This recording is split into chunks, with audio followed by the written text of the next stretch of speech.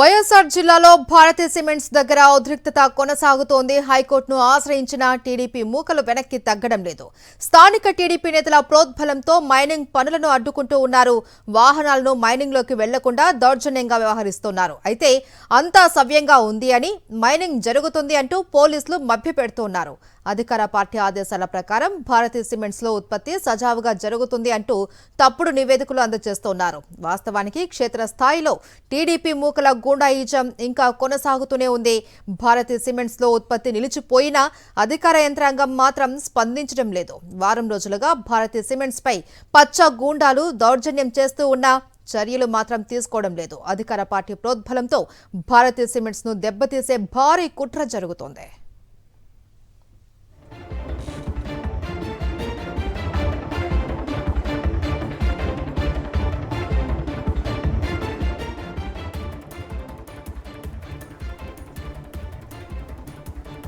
Right, ఇక ఇదే విషయానికి సంబంధించి మరింత సమాచారం మా ప్రతినిధి శ్రీనివాస్ అందిస్తారు. శ్రీనివాస్, మహేశ్వరి, భారతీయ సిమెంట్స్ దగ్గర యథావిధిగా ఏదైతే మైనింగ్ ను అడ్డుకోవడం అనేది తెలుగుదేశం పార్టీకి సంబంధించినటువంటి వ్యక్తులు గత వారం రోజులుగా చేస్తున్న పరిస్థితి ఉంది. భారతీయ సిమెంట్స్ యాజమాన్యం హైకోర్టును ఆశ్రయించి తమ కార్యకలాపాలు యథావిధిగా కొనసాగేలాగా ఆదేశాలు ఇవ్వాలని చెప్పేసి కోరినప్పటికీ కూడా ఇక్కడ పోలీసులు మాత్రం పూర్తి స్థాయిలో చేతులెత్తేసిన పరిస్థితి స్పష్టంగా కనిపిస్తుంది. ఎందుకంటే ఇక్కడ ఉన్నటువంటి మైనింగ్ నుంచి సున్నపురాయి ప్లాంట్ కు వచ్చి ప్లాంట్ లో ఉత్పత్తి కొనసాగాలి. అయితే మైనింగ్ నుంచి సున్నపురాయి రాకుండా వాళ్ళు అడ్డుకుంటున్న పరిస్థితి మనం చూస్తూనే ఉన్నాము. గత వారం రోజులుగా ఇదే పంతు జరుగుతూనే ఉంది.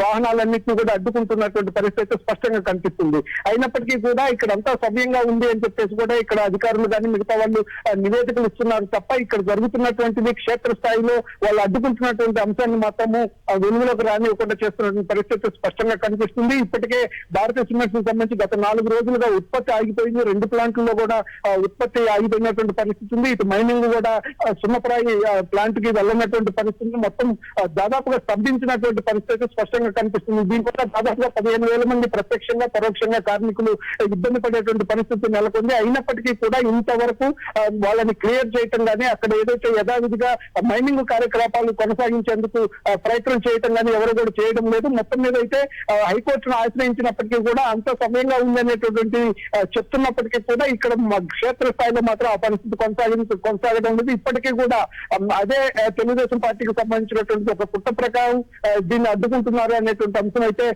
ఆరోపణలు వస్తున్నటువంటి నేపథ్యం అయితే ఉంది. కావాలని భారతీయ సిమెంట్ ని ఉత్పత్తిని నిలిపేయాలనే ఉద్దేశంతో ఈ విధంగా చేస్తున్నారు అనేది అయితే స్పష్టంగా కనిపిస్తుంది. రేయంబవళ్ళు కూడా ఏ వాహనాన్ని వెళ్లకుండా వాళ్ళు అక్కడే కాపలా వేసి ముందుకు వెళ్లకుండా వాళ్ళు అడ్డుకుంటున్న పరిస్థితి మనకు స్పష్టంగా కనిపిస్తుంది. Right, thank you Srinivas.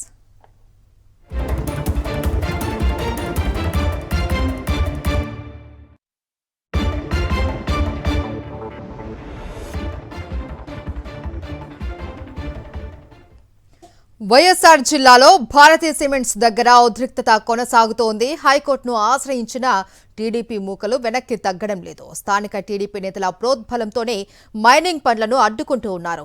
వాహనాలను మైనింగ్లోకి వెళ్లకుండా దౌర్జన్యంగా వ్యవహరిస్తూ ఉన్నారు. అయితే అంతా సవ్యంగా ఉంది అని, మైనింగ్ జరుగుతుంది అంటూ పోలీసులు మభ్యపెడుతూ ఉన్నారు. అధికార పార్టీ ఆదేశాల ప్రకారం భారతీయ సిమెంట్స్ లో ఉత్పత్తి సజావుగా జరుగుతుంది అంటూ తప్పుడు నివేదికలు అందజేస్తున్నారు.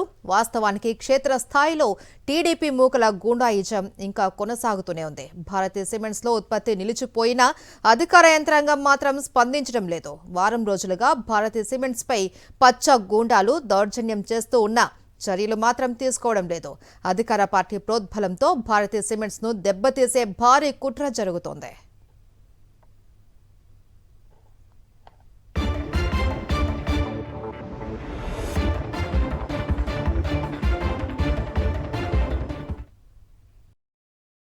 మరిన్ని అప్డేట్స్ కోసం ఛానల్ ను సబ్స్క్రైబ్ చేయండి.